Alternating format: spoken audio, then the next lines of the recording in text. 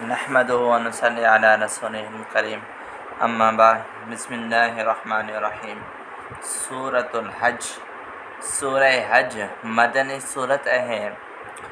हिन सूरत जे आगाज़ जे अंदर क़यामत जी हौलनाकी खे बयान कयो वियो आहे त जेॾी महिल क़यामत बर्पा थींदी त उन टाइम जी सूरत हाल इहा हूंदी त हर खीर पीआरण वारी औरत जेको आहे सो पंहिंजे नंढड़े ॿार खे विसारे छॾींदी ऐं जेका औरत पेट सां हूंदी पंहिंजे ॿार खे किराए छॾींदी।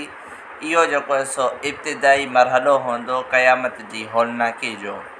ऐं उन टाइम ते माण्हू ईअं लॻंदा ॼण नशे जी हालत जे अंदरि हुजनि, पर हक़ीक़त इहा हूंदी त उहा नशे जे अंदरि कोन हूंदा। वतरा नास सुकारा वमा हम बि सुकारा। इहा आयत मुबारका इन ॻाल्हि ते दलालत करे रही आहे क़यामत जी हौलनाकी ते।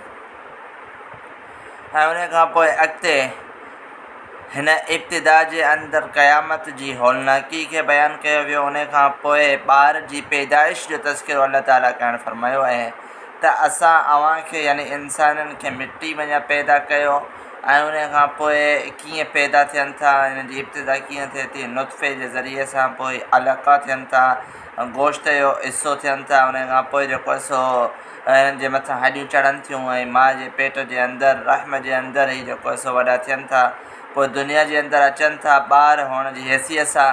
इन सॼे किसे खे अल्लाह ताला हिन जेको आहे सो चंद आयात मुबारका जे अंदरि बयानु करणु फ़रमायो आहे।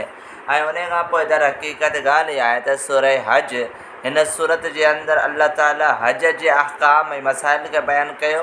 उन जी निस्बत सां हिन सूरत जो नालो सूरह हज आहे।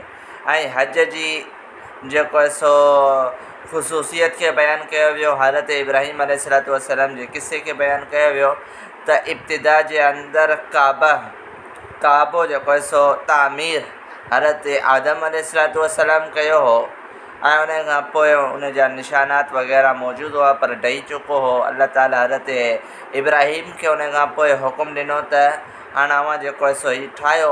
हज़रत इस्माईल अलैहिस्सलातु वस्सलाम जी मदद जे ज़रिए सां हज़रत इब्राहीम हिन खे ठाहियो। उन खां पोइ अल्लाह ताला हज़रत इब्राहीम खे इहो हुकुम ॾिनो त हाणे अव्हां जेको आहे सो माण्हुनि खे सॾु कयो, माण्हुनि खे चयो त हाणे अची हज कनि।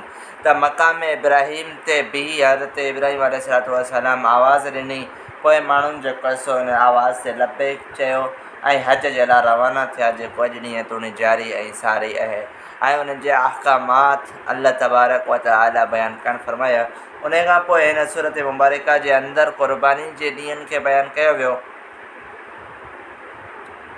ऐं यौमुन नहर यानी 10 ज़ुल्हज जे ॾींहं खे बयानु कयो वियो। उन खां पोइ ॿ ॾींहं ॿिया क़ुर्बानी जा 11 ऐं 12 ज़ुल्हज उन खे बयानु कयो वियो। इन खां पोइ इन शइ खे बयानु कयो वियो त क़ुर्बानी जो गोश्त, क़ुर्बानी जो जानवर उन खे जेॾी महिल पाण ज़िबा कयूं था उन जो रत ज़मीन ते नथो किरे, अल्लाह ताला जेको सो उन खे क़बूल करणु फ़रमाए थो। इहा फ़ज़ीलत आयल आहे। ऐं हिते जेको सो अल्लाह ताला क़ुरान करीम जे अंदरि हिन सूरत जे अंदरि इहो इरशाद फ़रमायो त अल्लाह ताला अव्हांजी जेको सो दिलनि खे ॾिसे थो, अव्हांजे जेको आहे सो तक़वा खे ॾिसे थो। ठीकु आहे, बाक़ी जेको आहे सो न उन जानवर खे अल्लाह ताला ॾिसे थो, न ई जेको आहे सो उन जे गोश्त खे, उन जे रत खे न, बल्कि जेको आहे सो अल्लाह तबारक व तआला इंसाननि जी दिलनि खे ॾिसे थो त दिलनि जे अंदरि तक़वा केतिरी आहे ऐं उन हिसाब सां क़बूलियत जो फ़ैसिलो थिए थो। त बहरहाल इहो मुख़्तसर ख़ुलासो सूरह हज जो अव्हांजे साम्हूं बयानु थियो। अल्लाह ताला खां दुआ अल्लाह ताला अमल करण जी तौफ़ीक़ अता फ़रमाए।